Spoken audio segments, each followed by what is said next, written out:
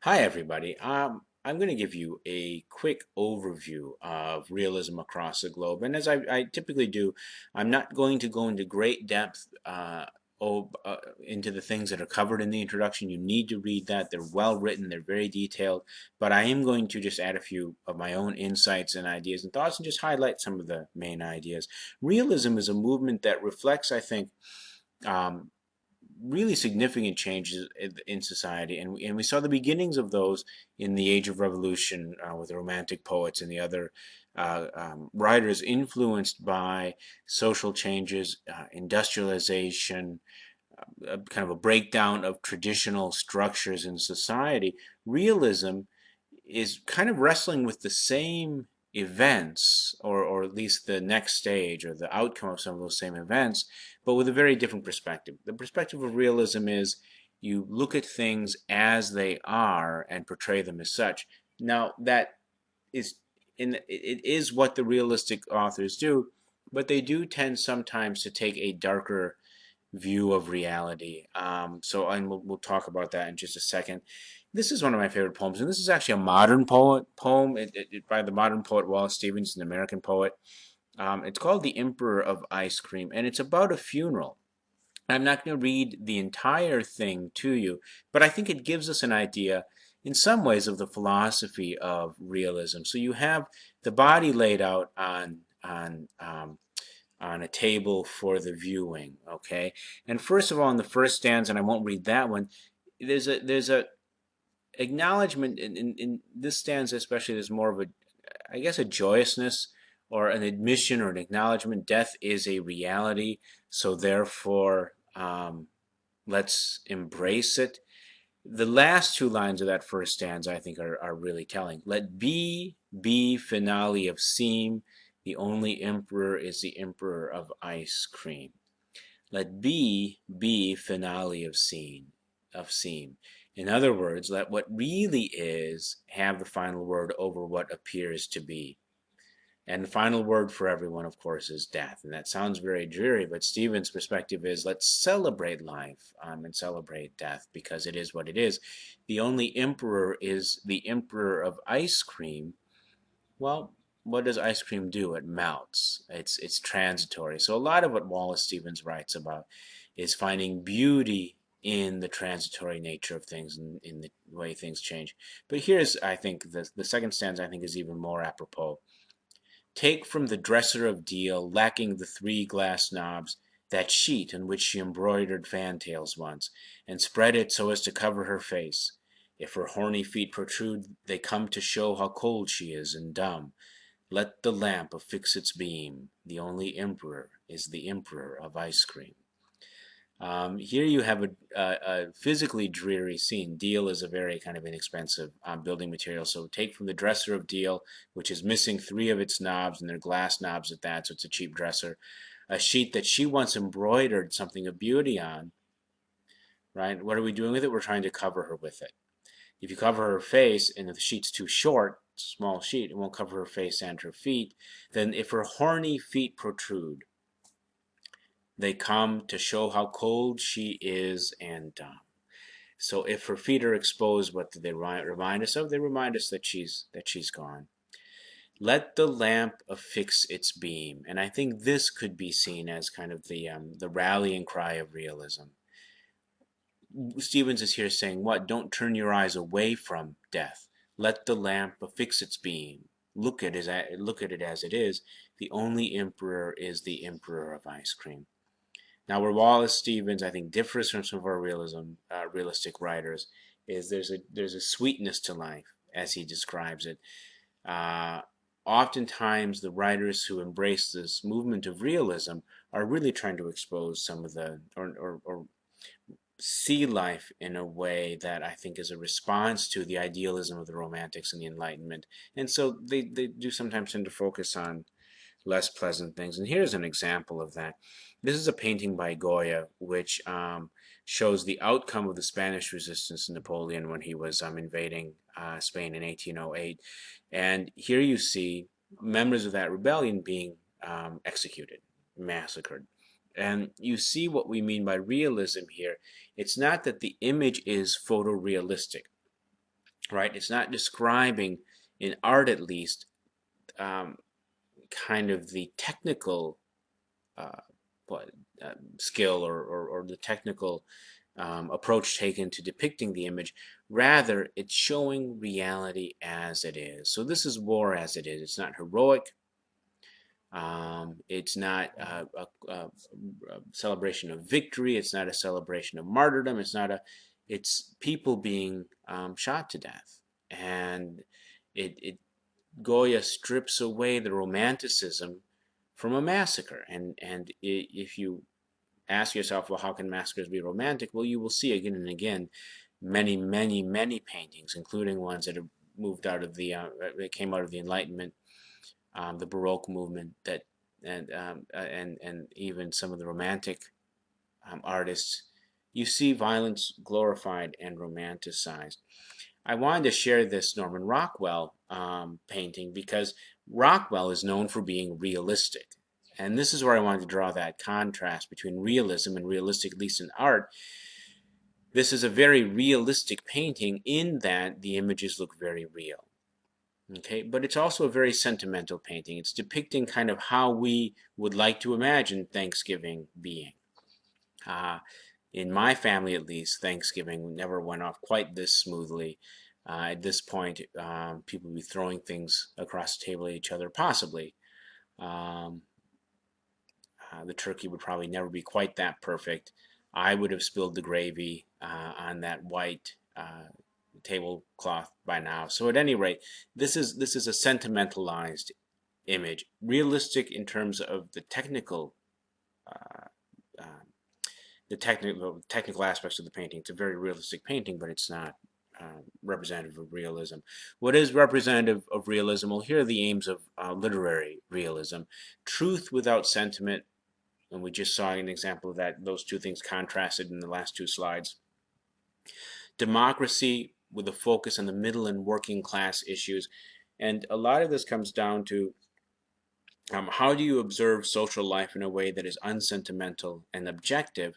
Part of it is you focus on a subject matter which was not the focus of past writers, which is the working class. In the past, and we saw that in what we read so far, the people that tend to be the subject of literature tend to be the upper classes, the aristocracy, the people who are educated, who are wealthy, who have position in society.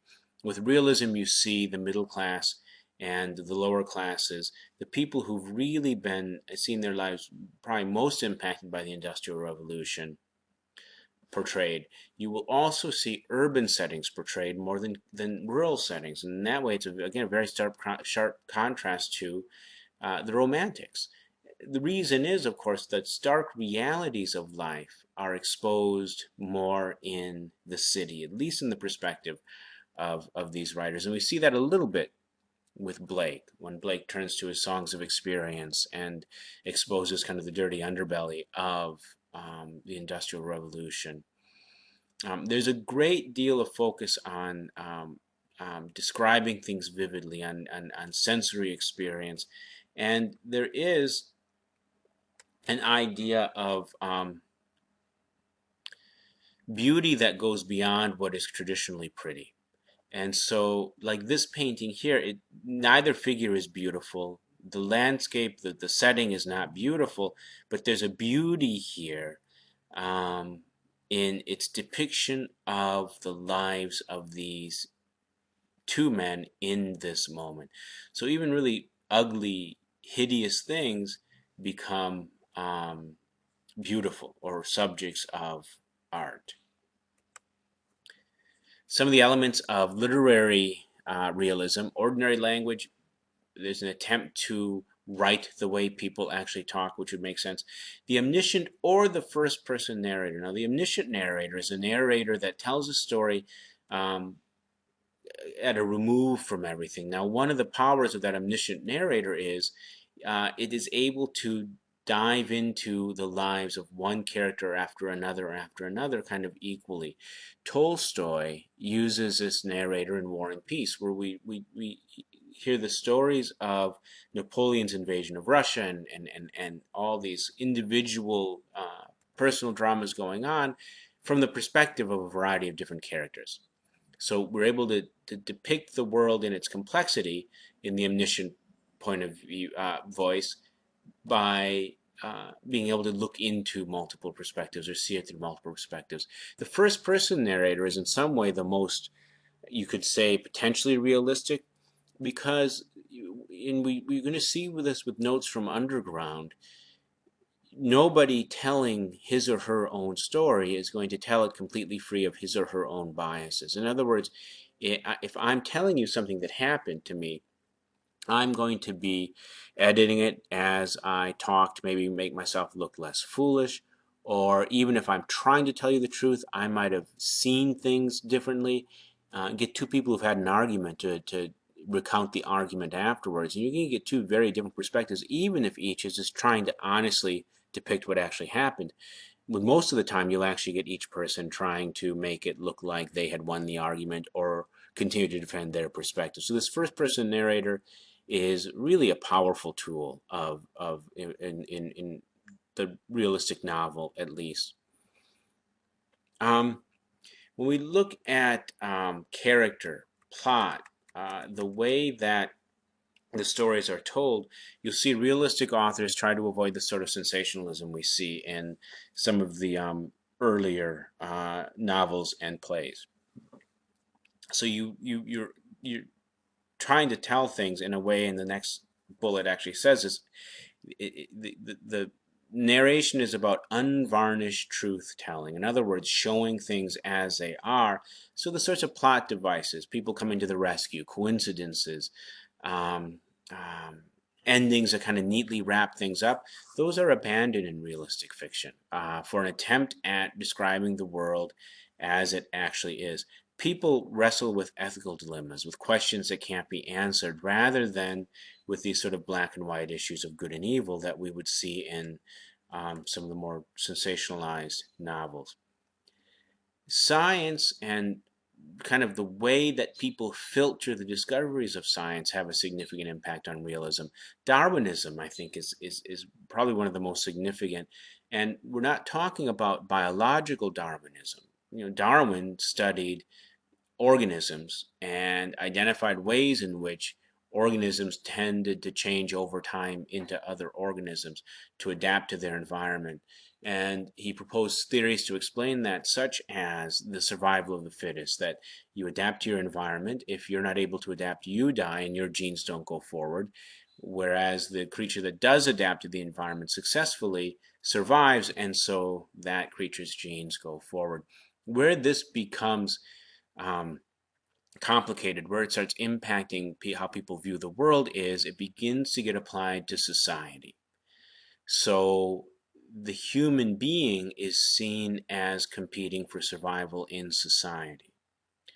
The human being is seen as being driven by these same core motivations, these core forces that drive animals and other forms of life, organisms, through evolution. So survival of the fittest, competition for resources, adaptation or failure to adapt to one's circumstances. This also begins to play a role on how people view society as a whole, not just individuals, but ethnicities, national origins. Oh, my apologies, I went forward by accident. National origins there comes to be a belief that these have an impact as well on the choices that you make. And this becomes really dangerous in the 20th century, especially when we have social Darwinism being applied to nation states. So you have a nation state which believes that some ethnicities are superior to others, or at least they have to prove their superiority to survive. You have really the perfect setup for what happened in Nazi Germany. So it becomes really horrific. A lot of the realistic authors, as they're looking for explanations for motivations, as they're looking for ways of exploring why people do what they do, this Darwinism, this social Darwinism, kind of psychological Darwinism, becomes very important. This is a portrait by Degas, and this is the last slide I'll show you here, because it shows, I think, again, it reiterates what we mean when we say an image is real. This is not a tremendously realistic depiction in the way the Norman Rockwell image was, but look at the scene itself. It is not contrived. It is not posed. It's not some scene of kind of elevated people doing elevated things, or a scene that is clearly, in which all the elements are positioned and placed in order to emphasize their beauty, or to drive a certain, get a certain sense across, a certain image across. What you have here is what could almost be somebody taking a picture at the wrong moment. In other words, the figures are in motion. The image itself isn't really balanced. It almost kind of tilts to the right because you've got those three figures clumped over there, and you have one of the figures looking like he's about to exit the scene. So there's a sense of having captured an instant of life, and that really is what this movement is all about.